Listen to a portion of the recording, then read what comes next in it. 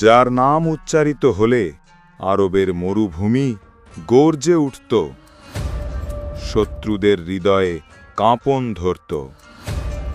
যিনি ছিলেন আসাদুল্লাহ বা আল্লাহর সিংহ, যিনি শুধু একজন সেনাপতি নন, ছিলেন জ্ঞান, প্রজ্ঞা আর বীরত্বের এক জীবন্ত কিংবদন্তি। বদরের বিজয়ে যার তরবারি বিদ্যুতের মতো ঝলসে উঠেছে, খন্দকের প্রান্তরে যিনি আরবের অজেয় বীরকে ধুলোয় মিশিয়ে দিয়েছেন, আর খাইবারের দুর্গে যিনি একাই উন্মোচন করেছেন বিজয়ের দ্বার, তিনি রাসূলুল্লাহ সাল্লাল্লাহু আলাইহি ওয়াসাল্লামের চাচাতো ভাই, জামাতা এবং ইসলামের চতুর্থ খলিফা শেরে খোদা হযরত আলী ইবনে আবি তালিব রাদিয়াল্লাহু আনহু। আজ আমরা এই মহাবীরের এমন সব অধ্যায় জানব যা তার অপরাজেয় সত্তা এবং ইসলামের প্রতি তার অবিচল ভালোবাসাকে তুলে ধরবে। শুরু করতে যাচ্ছি মুসলিম বীরযোদ্ধা সিরিজের দ্বিতীয় পর্ব, আল্লাহর সিংহ হযরত আলী ইবনে আবি তালিব রাদিয়াল্লাহু আনহুর বীরত্বের কাহিনী। মূল ভিডিওতে প্রবেশ করার পূর্বে এখনই ভিডিওতে লাইক করে দেন এবং চ্যানেলটি সাবস্ক্রাইব করে ফেলুন। প্রথমে আলী ইবনে আবি তালিব রাদিয়াল্লাহু আনহুর সংক্ষিপ্ত পরিচয় জেনে নেই, তারপরে তার বীরত্বের কাহিনী জানিব। তার পূর্ণ নাম আলী ইবনে আবু তালেব ইবনে আব্দুল মুত্তালিব আল হাশিমি। তিনি 600 খ্রিস্টাব্দে মক্কার কাবা ঘরের ভেতরে জন্মগ্রহণ করেন। তিনি প্রথম ইতিহাসে যিনি কাবার ভেতরে জন্মগ্রহণ করেন। তিনি ছিলেন রাসূল সাল্লাল্লাহু আলাইহি ওয়াসাল্লামের চাচা আবু তালিবের পুত্র। মাত্র 10 বছর বয়সে তিনি ইসলাম গ্রহণ করেন, যা তাকে প্রথম শিশু মুসলিম হওয়ার বিরল সম্মান এনে দেয়। ইসলামের প্রাথমিক দিনগুলোতে মুসলিমরা যখন মক্কার কাফিরদের হাতে চরম নির্যাতনের শিকার হচ্ছিলেন, তখন কিশোর আলী রাদিয়াল্লাহু আনহু ছিলেন রাসূল সাল্লাল্লাহু আলাইহি ওয়াসাল্লামের পাশে এক দৃঢ় অবলম্বন। 2 হিজরি সাল মোতাবেক 624 খ্রিস্টাব্দে বদরের প্রান্তরে যখন সত্য মিথ্যার চূড়ান্ত সংঘাত অনিবার্য হয়ে উঠল, তখন আলী রাদিয়াল্লাহু আনহু ছিলেন তরুণ কিন্তু এক ইস্পাত কঠিন মনোবল নিয়ে প্রস্তুত। এই যুদ্ধে মুসলিমদের সংখ্যা ছিল মাত্র 313 জন, আর কাফিরদের সংখ্যা ছিল 1000-এর বেশি। বদর ছিল মুসলিমদের জন্য এক জীবন মরণ পরীক্ষা। যুদ্ধ শুরুর প্রাক্কালে দ্বৈরথের জন্য কুরাইশদের পক্ষ থেকে উতবা, সাইবা এবং ওয়ালিদ ইবনে উতবা এগিয়ে আসে। মুসলিমদের পক্ষ থেকে তাদের মোকাবেলা করার জন্য এগিয়ে যান হযরত হামজা রাদিয়াল্লাহু আনহু, হযরত উবাইদা ইবনুল হারিস রাদিয়াল্লাহু আনহু এবং হযরত আলী রাদিয়াল্লাহু আনহু। এই 3 কুরাইশ যোদ্ধাই ছিল আরবের সেরা বীরদের অন্যতম। প্রথমেই হযরত হামজা রাদিয়াল্লাহু আনহু সাইবাকে এবং আলী রাদিয়াল্লাহু আনহু ওয়ালিদ ইবনে উতবাকে দ্রুত পরাস্ত করেন। এরপর হামজা রাদিয়াল্লাহু আনহু এবং আলী রাদিয়াল্লাহু আনহু দুজনে মিলে উবাইদা ইবনুল হারিস রাদিয়াল্লাহু আনহুকে সাহায্য করেন, যিনি উতবার সাথে লড়াইয়ে গুরুতর আহত হয়েছিলেন। এরপর শুরু হয় মূল যুদ্ধ। আলী রাদিয়াল্লাহু আনহু সেদিন এমন বীরত্ব প্রদর্শন করেন যা দেখে শত্রুরাও বিস্মিত হয়ে যায়। তিনি একের পর এক কাফির যোদ্ধাদের পরাজিত করতে থাকেন। তার তরবারি যেন বিদ্যুতের ঝলকের মতো চলছিল। প্রতিপক্ষরা তার ক্ষিপ্রতা ও শক্তির সাথে পেরে উঠছিল না। ইতিহাসবিদরা বলেন, বদরের যুদ্ধে আলী রাদিয়াল্লাহু আনহু একাই কুরাইশদের প্রায় 20 জন যোদ্ধাকে হত্যা করেছিলেন। তার অসীম সাহস ও রণকৌশল সেদিন মুসলিমদের বিজয়ে এক বিশাল ভূমিকা রেখেছিল। বদরের বিজয়ের মাত্র 1 বছর পর 625 খ্রিস্টাব্দে সংঘটিত হয় উহুদের যুদ্ধ। এই যুদ্ধে মুসলিম তীরন্দাজদের অসতর্কতার কারণে অপ্রত্যাশিত বিপর্যয়ের সম্মুখীন হতে হয়। যখন মুসলিম বাহিনীর একটি অংশ বিশৃঙ্খল হয়ে পড়ে এবং কাফির অশ্বারোহীরা পেছন দিক থেকে আক্রমণ করে, তখন রাসূলুল্লাহ সাল্লাল্লাহু আলাইহি ওয়াসাল্লামকে ঘিরে ফেলল কাফির বাহিনী। এই কঠিন মুহূর্তে যখন অনেক সাহাবী ছত্রভঙ্গ হয়ে পড়েছিলেন, তখন মাত্র হাতে গোনা কয়েকজন সাহাবী রাসূল সাল্লাল্লাহু আলাইহি ওয়াসাল্লামের পাশে ছিলেন। তাদের মধ্যে অন্যতম ছিলেন হযরত আলী রাদিয়াল্লাহু আনহু। তিনি এক দুর্ভেদ্য প্রাচীরের মতো রাসূল সাল্লাল্লাহু আলাইহি ওয়াসাল্লামকে রক্ষা করার জন্য নিজের জীবন বাজি রেখেছিলেন। আলী রাদিয়াল্লাহু আনহু সেদিন বারবার কাফিরদের আক্রমণ প্রতিহত করেন। তার সারা শরীরে আঘাতের চিহ্ন দেখা যায়, কিন্তু তিনি অবিচল থাকেন। একজন কাফির যোদ্ধা যখন রাসূলুল্লাহ সাল্লাল্লাহু আলাইহি ওয়াসাল্লামের দিকে তরবারি উচ্চিয়ে ছুটে আসে, তখন আলী রাদিয়াল্লাহু আনহু বিদ্যুতের গতিতে তার সামনে চলে আসেন এবং তাকে ধরাশায়ী করেন। তিনি একাই সেদিন প্রায় ১৬টি আক্রমণ প্রতিহত করেছিলেন। তার এই বীরত্বপূর্ণ ভূমিকা ইতিহাসের পাতায় স্বর্ণাক্ষরে লেখা রয়েছে। ৫ হিজরি সাল মোতাবেক ৬২৭ খ্রিস্টাব্দে সংঘটিত হয় খন্দকের যুদ্ধ, যা আহজাবের যুদ্ধ নামেও পরিচিত। এই যুদ্ধে মদিনাকে অবরোধ করেছিল সম্মিলিত কুরাইশ ও অন্যান্য গোত্রের প্রায় ১০,০০০ সৈন্যের এক বিশাল বাহিনী।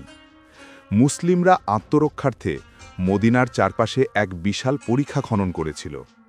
এই যুদ্ধের সবচেয়ে কঠিন মুহূর্তে আরবের কিংবদন্তি তুল্য যোদ্ধা, যার বীরত্বে আরবের কেউই দাঁড়াতে পারত না, সেই আমর ইবনে আবদে উদ্দ পরিখা পার হয়ে মুসলিমদের দ্বৈরথের জন্য চ্যালেঞ্জ করে। মুসলিম শিবিরে তখন চরম ভয় ও হতাশা, কারণ আমরের সাথে লড়তে কেউই সাহস পাচ্ছিল না। কিন্তু আলী রাদিয়াল্লাহু আনহু শান্ত অথচ দৃঢ় কণ্ঠে এগিয়ে আসেন। ৩ বার রাসূল সাল্লাল্লাহু আলাইহি ওয়াসাল্লামের অনুমতি চাওয়ার পর রাসূল সাল্লাল্লাহু আলাইহি ওয়াসাল্লাম তাকে অনুমতি দেন। আলী রাদিয়াল্লাহু আনহু পরিখা পার হয়ে আমরের মুখোমুখি হলেন। তাদের দুজনের মধ্যে শুরু হয় এক শ্বাসরুদ্ধকর দ্বৈরথ। আমরের বিশাল শক্তি ও অভিজ্ঞতার বিপরীতে আলী রাদিয়াল্লাহু আনহু এর ক্ষিপ্রতা, কৌশল ও নির্ভীকতা ছিল অপ্রতিরোধ্য। দীর্ঘ লড়াইয়ের এক পর্যায়ে আলী রাদিয়াল্লাহু আনহু এক কৌশল অবলম্বন করে আমরের মনোযোগ ভিন্ন দিকে নিয়ে যান এবং তার অসতর্ক মুহূর্তে এক প্রচণ্ড আঘাতে আমরের শিরচ্ছেদ করেন। আল্লাহু আকবার ধ্বনিতে গর্জে উঠেন তিনি। আমরের দেহ মাটিতে লুটিয়ে পড়ে। আমরের পতন সম্মিলিত বাহিনীর মনোবল ভেঙে দেয় এবং যুদ্ধের মোড় ঘুরিয়ে দেয়। এই বিজয়ের মধ্য দিয়ে আলী রাদিয়াল্লাহু আনহু নিজেকে আসাদুল্লাহ বা আল্লাহর সিংহ উপাধির যোগ্য প্রমাণ করেন। ৭ হিজরি সাল মোতাবেক ৬২৮ খ্রিস্টাব্দে খাইবারের সুরক্ষিত দুর্গগুলো ছিল মুসলিমদের জন্য এক বিরাট চ্যালেঞ্জ। ইহুদিদের এই দুর্গগুলো ছিল অত্যন্ত শক্তিশালী এবং দুর্ভেদ্য। কয়েকদিন ধরে অবরোধ চললেও দুর্গ জয় করা যাচ্ছিল না। এই পরিস্থিতিতে রাসূলুল্লাহ সাল্লাল্লাহু আলাইহি ওয়াসাল্লাম ঘোষণা করেন যে পরের দিন তিনি এমন একজন ব্যক্তির হাতে পতাকা দেবেন যিনি আল্লাহ ও তার রাসূলকে ভালোবাসেন এবং যাকে আল্লাহ ও তার রাসূল ভালোবাসেন। সাহাবীরা সবাই অধীর আগ্রহে অপেক্ষা করছিলেন কে হবেন সেই সৌভাগ্যবান ব্যক্তি। পরের দিন সকালে রাসূল সাল্লাল্লাহু আলাইহি ওয়াসাল্লাম আলী রাদিয়াল্লাহু আনহুকে ডাকলেন। আলী রাদিয়াল্লাহু আনহুর চোখে সেই পুরনো তেজ। তার চোখে আঘাত ছিল। রাসূল সাল্লাল্লাহু আলাইহি ওয়াসাল্লাম তার চোখে ফুঁ দিলেন এবং আল্লাহর ইচ্ছায় তার আঘাত ভালো হয়ে গেল। রাসূল সাল্লাল্লাহু আলাইহি ওয়াসাল্লাম বললেন, আলী, আজ বিজয়ের পতাকা তোমার হাতে, আল্লাহ তোমার সহায় হন। আলী রাদিয়াল্লাহু আনহু পতাকা হাতে নিয়ে দুর্গের দিকে এগিয়ে যান। একাই তিনি দুর্গের গেটের সামনে পৌঁছন। তিনি একাই দুর্গের লোহার বিশাল গেট ধরে টান দেন এবং গেটটি উপড়ে ফেলেন। তিনি সেই গেটটিকে ঢাল হিসেবে ব্যবহার করে দুর্গের ভেতরে প্রবেশ করেন। ভেতরে শুরু হয় এক মহাযুদ্ধ। আলী রাদিয়াল্লাহু আনহু একাই অনেক ইহুদি যোদ্ধাকে পরাজিত করেন এবং দুর্গের গভীর পর্যন্ত প্রবেশ করেন। তার এই অবিশ্বাস্য বীরত্বে ইহুদিরা ভীত সন্ত্রস্ত হয়ে পড়ে এবং শেষ পর্যন্ত খাইবার বিজিত হয়। এই প্রধান যুদ্ধগুলো ছাড়াও আলী রাদিয়াল্লাহু আনহু ইসলামের আরও অনেক গুরুত্বপূর্ণ যুদ্ধে তার বীরত্ব প্রদর্শন করেছেন। মক্কা বিজয়ে তিনি রাসূল সাল্লাল্লাহু আলাইহি ওয়াসাল্লামের পাশে ছিলেন এবং কাবা শরীফ থেকে মূর্তি অপসারণে তিনি রাসূল সাল্লাল্লাহু আলাইহি ওয়াসাল্লামকে সাহায্য করেছিলেন।